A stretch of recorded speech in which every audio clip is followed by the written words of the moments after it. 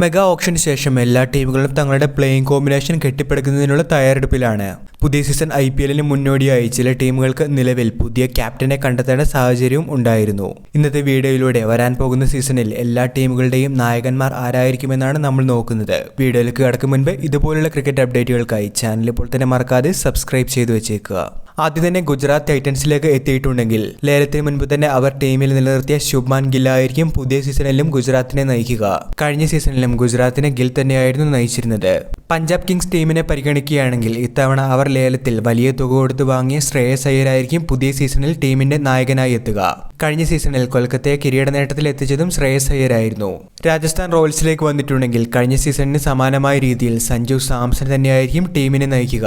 ആഭ്യന്തര അന്താരാഷ്ട്ര മത്സരങ്ങളിൽ ഉൾപ്പെടെ സഞ്ജു തന്നെ മികവ് ആവർത്തിക്കുന്ന സാഹചര്യത്തിലും ആഭ്യന്തര മത്സരങ്ങളിലെ ക്യാപ്റ്റൻസിയും സഞ്ജു ഒന്നിനൊന്ന് മികച്ച രീതിയിൽ തന്നെയാണ് ഇപ്പോൾ കൈകാര്യം ചെയ്യുന്നത്. യുവതാരങ്ങൾക്കുൾപ്പെടെ ക്യാപ്റ്റൻസിയിൽ മികച്ച അവസരമാണ് സഞ്ജു തുറന്നു കൊടുക്കുന്നത്. CSK ഈ സീസണിലും ഋതുരാജ് ഗെയ്ക്വാദ് തന്നെയായിരിക്കും നയിക്കുക. ഒരുപക്ഷെ CSK മുൻ നായകൻ MS ധോണിയുടെ അവസാന സീസൺ ആകുന്ന സാഹചര്യത്തിൽ ക്യാപ്റ്റൻസി റോളിൽ ധോണിയുടെ ഒരു ഡിപ്പെൻഡൻസിയും ഇത്തവണയും ഋതുരാജ് ഗെയ്ക്വാദിന് ലഭിക്കും.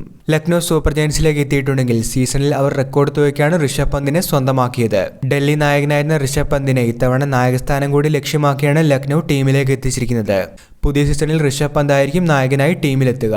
ക്യാപ്റ്റൻസിയിൽ ഞെട്ടിച്ച മറ്റൊരു നീക്കം കൊൽക്കത്ത നൈറ്റ് റൈഡേഴ്സിന്റേതായിരുന്നു. കഴിഞ്ഞ വർഷം കിരീട നേട്ടത്തിലെത്തിയെങ്കിലും ശ്രേയസ് അയ്യരെ ടീം കൈവിട്ടിരുന്നു. പുതിയ സീസണിൽ പുതിയ താരങ്ങളെ സ്വന്തമാക്കിയെങ്കിലും ഇപ്പോൾ ക്യാപ്റ്റൻസിയിലേക്ക് ഉയർന്നു കേൾക്കുന്ന പേര് അജിൻക്യ രഹാനെയുടേതാണ്. ചെന്നൈ സൂപ്പർ കിങ്സിൽ നിന്നും ലേലത്തിലാണ് രഹാനെയെ കൊൽക്കത്ത ടീമിലെത്തിച്ചത്. ലഭിക്കുന്ന റിപ്പോർട്ടുകൾ പ്രകാരം റിങ്കു സിംഗ്, രഹാനെ എന്നീ രണ്ട് താരങ്ങളുടെ പേരുകളാണ് ക്യാപ്റ്റൻസിയിലേക്ക് ഇപ്പോൾ ഉയർന്നു കേൾക്കുന്നത്. എന്നാൽ എക്സ്പീരിയൻസ് കൂടി കണക്കിലെടുത്ത് പുതിയ സീസണിൽ രഹാനെ ആയിരിക്കും ടീമിനെ നയിക്കുക എന്നുള്ള റിപ്പോർട്ടുകളാണ് എത്തുന്നത്. സൺറൈസേഴ്സ് ഹൈദരാബാദ് ടീമിനെ കഴിഞ്ഞ സീസണിൽ എന്നതുപോലെ തന്നെ പാറ്റ് കമിൻസ് ആയിരിക്കും പുതിയ സീസണിലും നയിക്കുക. ഓസ്ട്രേലിയയ്ക്ക് വേണ്ടി മികച്ച നേട്ടങ്ങൾ സമ്മാനിച്ച പാറ്റ് കമിൻസ് അവസാന വർഷം IPL ഫൈനലിൽ വരെ ഹൈദരാബാദിനെ എത്തിച്ചിരുന്നു. ഒരവസരം കൂടി പാറ്റ് കമിൻസിന് നൽകാനായി ടീം മാനേജ്മെന്റ് തയ്യാറാകും. ലക്നൗ സൂപ്പർ ജയൻസ് റിലീസ് ചെയ്ത KL രാഹുൽ ആയിരിക്കും ഈ സീസണിൽ ഡൽഹി ക്യാപിറ്റൽസിനെ നയിക്കുക. വിക്കറ്റ് കീപ്പർ ക്യാപ്റ്റൻസി റോളായിരിക്കും KL രാഹുലിന് ഡൽഹി ക്യാപിറ്റൽസിൽ ലഭിക്കുക. പുതിയ സീസണിൽ മുംബൈ ഇന്ത്യൻസിന്റെ നായകൻ ഹർദിക് പാണ്ഡ്യ തന്നെയായിരിക്കും.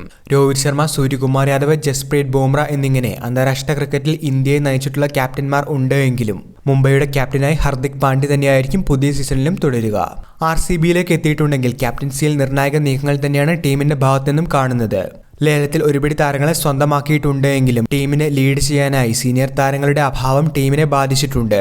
മുൻ നായകൻ വിരാട് കോഹ്ലിയിലേക്ക് തന്നെ ടീം മാനേജ്മെന്റിന്റെ അവസാന വിളി എത്തുമെന്നുള്ള റിപ്പോർട്ടുകളാണ് ഇപ്പോൾ വരുന്നത്. ടീമിന് വേണ്ടി ഇത്രയും നാൾ കളിച്ചതും അതേപോലെ എക്സ്പീരിയൻസും കണക്കിലെടുത്ത് വിരാട് കോഹ്ലിയുടെ നായകസ്ഥാനം ഏറ്റെടുക്കുന്നതിനായി ടീം മാനേജ്മെന്റ് ആവശ്യപ്പെടുന്നുണ്ട് എന്നാണ് ലഭിക്കുന്ന റിപ്പോർട്ടുകളിൽ പറയുന്നത്.